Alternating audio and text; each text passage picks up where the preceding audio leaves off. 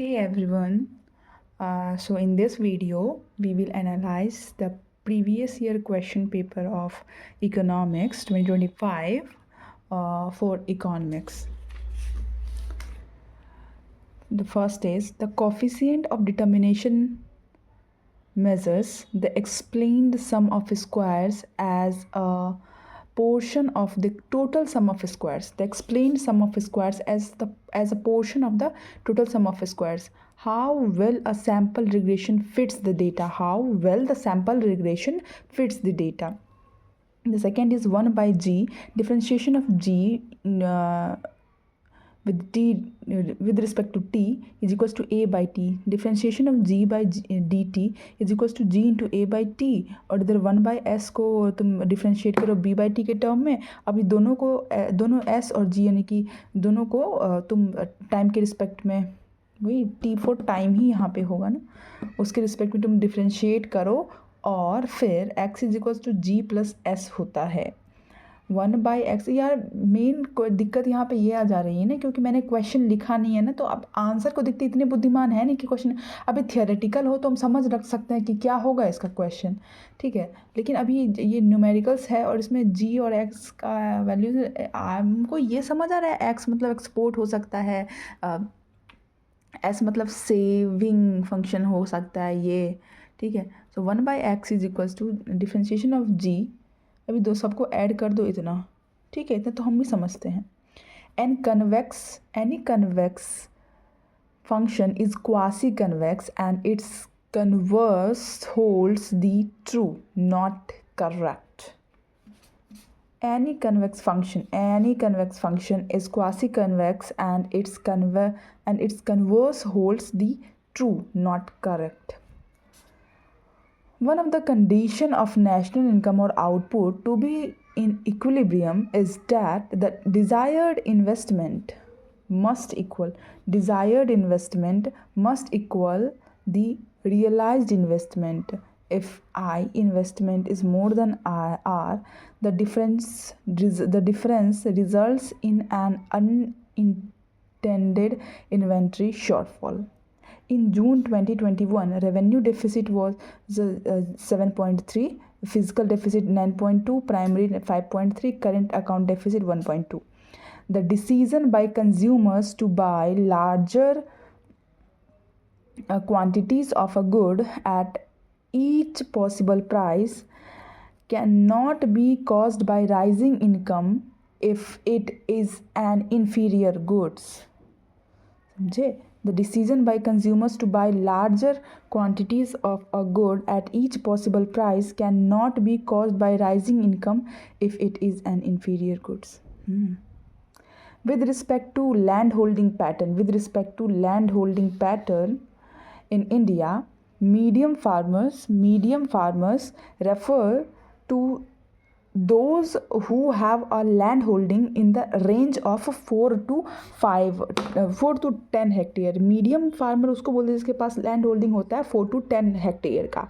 Total food grain production in million tons बताऊं तो in India for the year 2022-23 is 329.69. Weighted mean क्या होता है? Weighted mean is equals to sum of WX by W. Grand mean of combination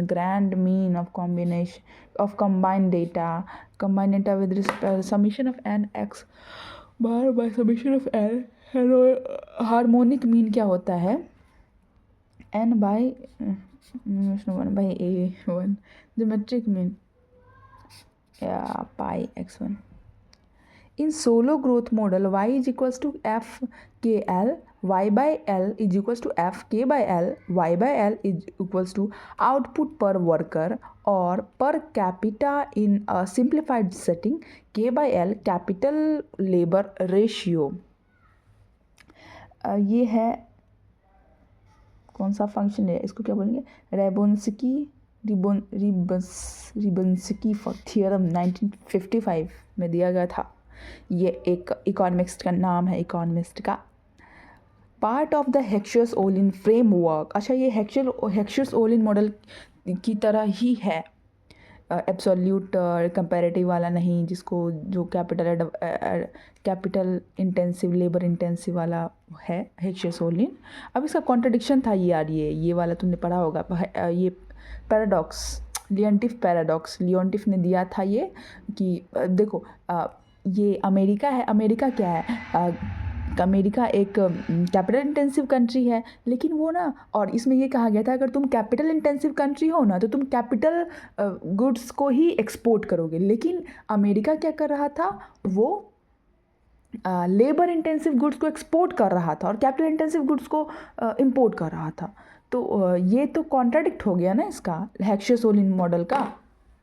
तो ये था अपना Heckscher Ohlin model. Explain how an increase in one factor affects output level in a two good model. Technological gap model early 1960, technological gap model जो है वो early 1960s में आया। Product cycle model 1966 by Raymond Vernon. Specified factor model 1971 में आया था, दिया गया था Paul Samuelson and Ronald Jones के द्वारा। स्पेसिफाइड फैक्टर मॉडल 1971 में, याद रखना। Technological gap model early 1960s में, प्रोडक्ट साइकिल मॉडल 1966 में। और आगे है हमारा, ये क्या है आगे का, geometric mean. Geometric mean simply ये होता है कि जितना तुमको वैल्यू दिया गया है ना उसको मल्टीप्लाई कर दो रूट अंडर के में, और जितना दिया हुआ है 3, जैसे देखो 3 एलिमेंट है ना, तो 3 रूट के अंदर 5 होता तो 5 इधर रूट के अंदर, तब इसका ये निकलता, समझे। ये क्या है, the industrial finance corporation India. अच्छा, ये तुमको ना ये याद करना होगा कि नाबार्ड जो है, national bank for agriculture and rural development, ये 1982 में इस्टेब्लिश हुआ था। नाबार्ड का एग्ज़ाम भी होता है, तुमको पता है नाबार्ड का, ऑल इंडिया नाबार्ड का एग्ज़ाम होता है। The industrial finance corporation of India, the industrial finance corporation of India IFCI 1948 में इस्टेब्लिश किया गया था। The industrial development bank of India, industrial IDB और CDB तुमने नाम सुना होगा। सो industrial development bank of India 1964 में इस्टेब्लिश किया गया था। और the industrial reconstruction bank of India IRBI 1974 में इस्टेब्लिश किया गया था। तो तुमको याद रहेगा नाबार्ड 1982 में इस्टेब्लिश हुआ था। द इंडस्ट्रियल फाइनेंशियल कॉर्पोरेशन सबसे पहले 1948 में ही, आफ्टर इंडिपेंडेंस ही वो इस्टेब्लिश कर दिया गया था। Industrial finance corporation of India industrial sector को बढ़ावा देने के लिए, ताकि उनको डेट लोन्स जो भी चाहिए तो उसको आसानी से मिल सके। पर फिर भी उतना उतना बढ़िया सिचुएशन नहीं था हमारी कंट्री का उस समय पे, रिसोर्सेज उतने वेल डिस्ट्रीब्यूटेड नहीं थे सारे सेक्टर्स में। The industrial development bank of India, ये IDB 1964 याद रखो। The industrial reconstruction bank of India कब हुआ था, 1971 में इस्टेब्लिश हुआ था बेटे। So Eli Heckscher, Bertil Ohlin, ये तुमने यहाँ नाम सुना होगा हेक्सासोलिन मॉडल में। एली हेक्सियस, बर्टिन ओलिन दोनों इकोनॉमिस्ट थे। So Eli Heckscher, the effect of foreign trade in distribution of income, the effect of foreign trade in distribution of, तुमको याद है ना डिस्ट्रीब्यूशन ऑफ इनकम पे the effect of foreign trade. ये यार export led import led economy वाला बात था कि intensive capital intensive labour intensive country है कि नहीं, 2 फैक्टर पढ़े 2 मॉडल पे टाइप्स है कि 2 factor of production, 2 country 2 goods, ठीक है। इस पे था 1919 में ये दिया गया था एली हेक्सियस ने। The effect of foreign trade on the distribution of income, हाँ P.A. सैमुअल्सन ने क्या था, क्या बोला था 1948 में उन्होंने। इंटरनेशनल थियरी है ये भाई, ये थियरी है, international trade and equalisation of factor prices, international trade and equalisation of factor prices, P.A. Samuelson ने 1948 में दिया बच्चे। SB Linder, an essay on trade and transformation, 1964 में। B. Balassa, trade creation and trade diversion in the European common market, 1967 में। Required reserve, what is required reserve, तुमने सुना होगा CRR, SLR, open market operation, repo rate versus repo rate. So CRR मतलब, SLR मतलब होता है कि statutory liquidity ratio, CRR cash reserve ratio, और ये है required reserves. So required reserve वो होता है, the term typically refers to the cash reverse ratio, cash reserve, अच्छा सी कैश रिवर्स रेशियो, हाँ cash reverse ratio, cash reserve ratio, वही required reserve which a cash that banks must hold with RBI. Cash reserve ratio, it is a separate requirement from SLR, and the fund maintained for SCRR cannot be counted toward fulfilling the SLR obligation. The nominal interest rate, तो nominal interest rate क्या होता है तुमको पता होगा. Nominal interest rate क्या होता है? Nominal interest rate directly determines the size of the borrowers monthly payment. Even small changes in the मोर्टेज rate can significantly affect the affordability of home.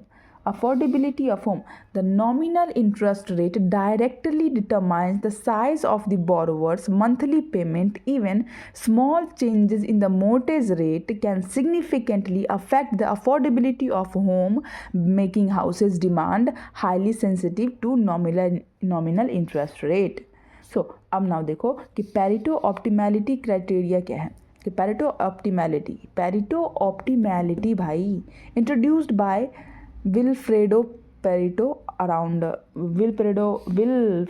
Pareto ने इसे दिया था 1906 में.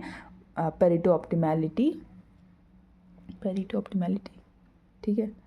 उसके बाद है Bergson social welfare function criteria, introduced by Abraham Bergson in 1938. Calder ने दिया था कि Hicks compensation criteria by Nicholas Calder and John Hicks in 1930s-40s. Rawls principle of social justice, the John Rawls in 1971 book A Theory of Justice. 1971 में था ये दिया गया. ये काल्डर का 1930 में